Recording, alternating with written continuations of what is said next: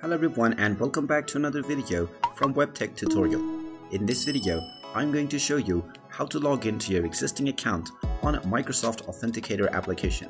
So let's get started right away.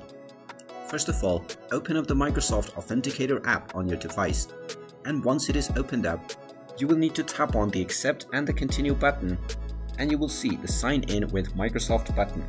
Now go ahead and tap on Sign In with Microsoft, and you will be able to add your account. Now all you need to do is type in your email address, your phone number, or your Skype name. Just type in the email address associated with your Microsoft account and then tap on the next button. You will then be asked to enter your password.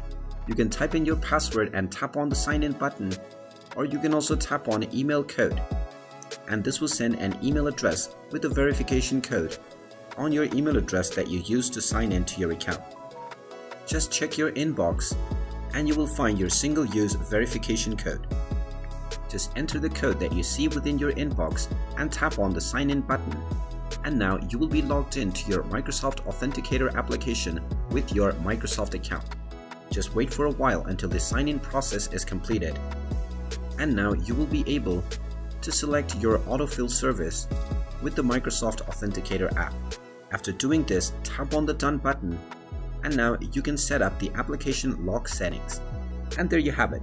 That is how easy it is to log into your existing account on the Microsoft Authenticator app. If you find this video helpful, make sure you hit that like button and subscribe to our channel if you haven't done so already. Also ring that notification bell to never miss another update from us. Thank you for watching, and I will see you again in the next video.